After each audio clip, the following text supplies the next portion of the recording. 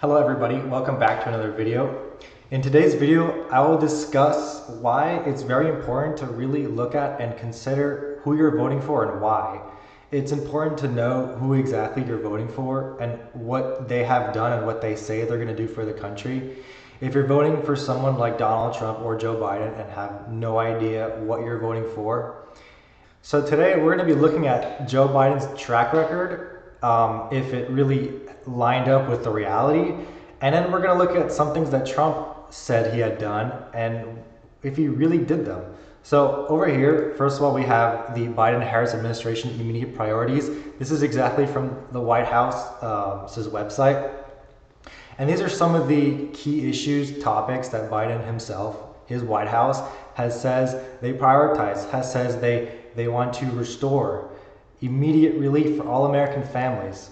They want to provide economic relief, tackle climate change, advance racial equality, civil rights, etc. So, for starters, Joe Biden says over here that he wants to address the inequities in our economy and provide relief to those who are struggling during COVID-19 pandemics. It's really evident that this is not even true at all. Any living person, any person who lives in this country will know just from experience how expensive everything has gotten. So you don't need to be Einstein to know this. You don't need to be some sort of genius to realize that this is not true at all. There has been no relief. Sure, I mean the S&P and the Dow has been at its all-time high, but does the average American really feel that? Does the average American feel like they can afford housing, food, and gas? So that right there is already something to take a look at, that Joe Biden has not at all, in terms of the majority of Americans, besides maybe the top 1%, has delivered on what he said. And he's almost done with his first term, and if he's elected to a second term, will he deliver the economic step forward that he says he will? I want to shift now to immigration, because this is, according to polls, the most important issue to Americans. It's been extremely important in this past election and has gotten more and more important as the border crisis keeps getting worse.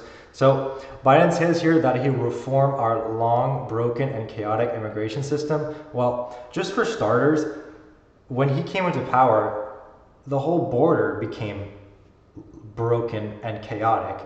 He's not fixing anything. In fact, if we see right here to the chart, which is the Migrant Encounters, just from the title, you can see that 2023 got ended with more migrant encounters than any other month recorded. Okay, so in 2016, over here, there was the 2016 election, and Trump took power in January of 2017. What happened? It went down, right?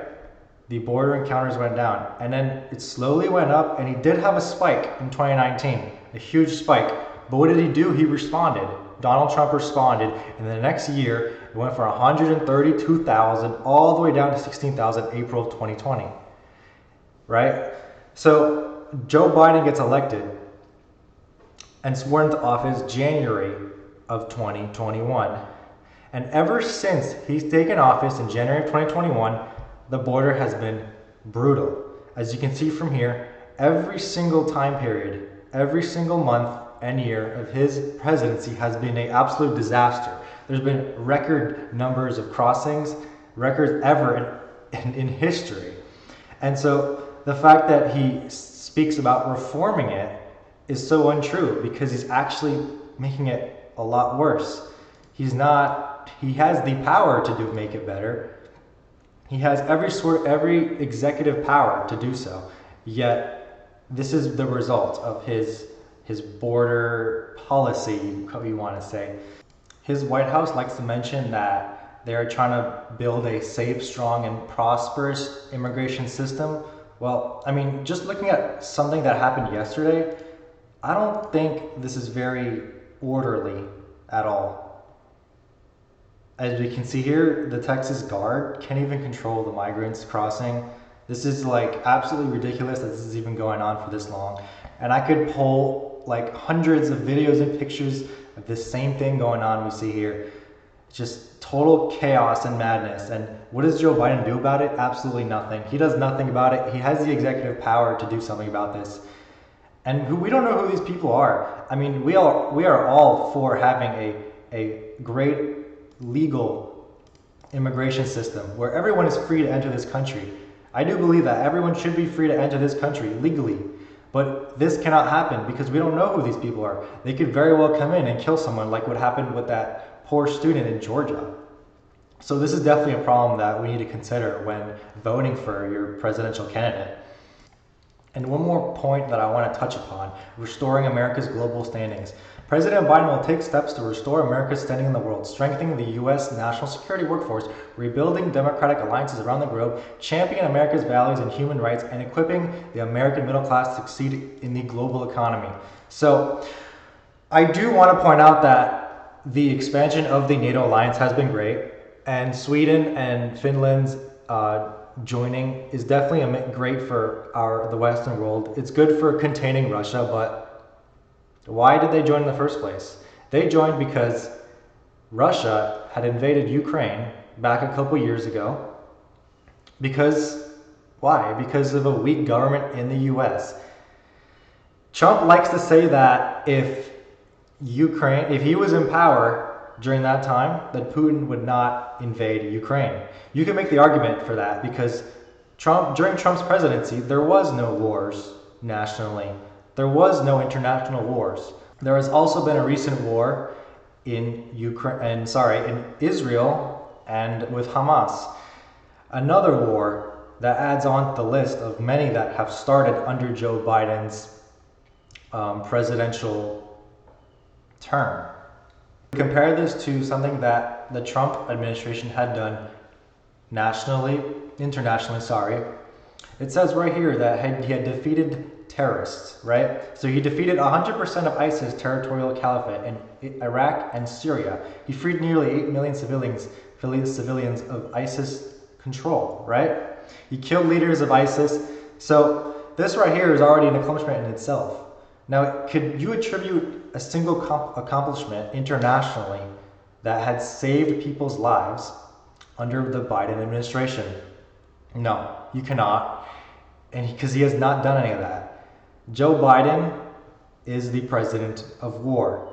As much as he would like to tell you that he does not want war and that he wants a strong and safe global standing with America, that is not true at all because facts do not lie.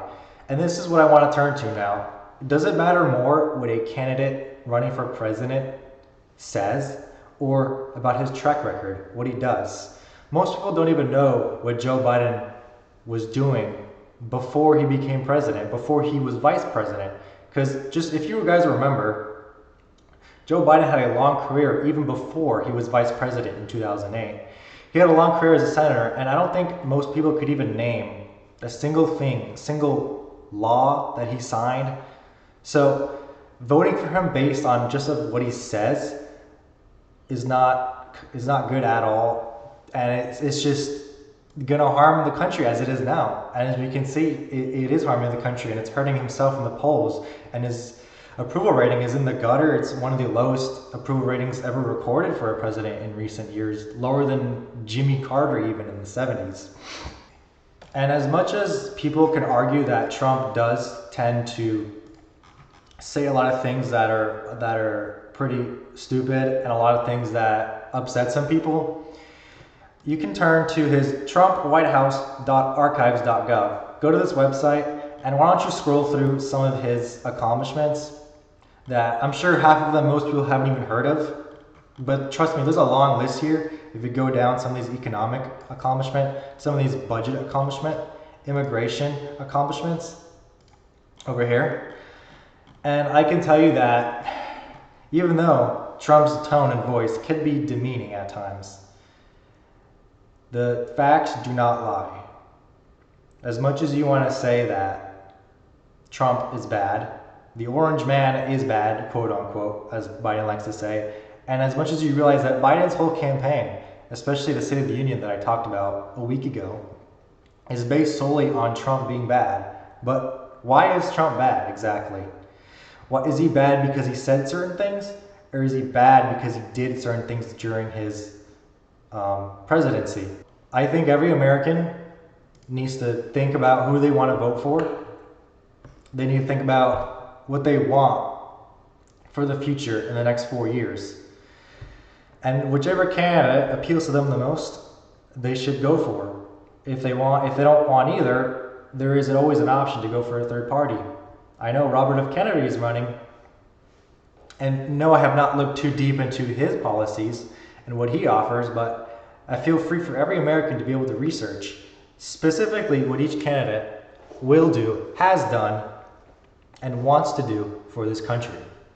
Thank you for watching this video. I hope you found this video informative, and I'll catch you guys in the next video. Feel free to subscribe, leave a comment, and like the video.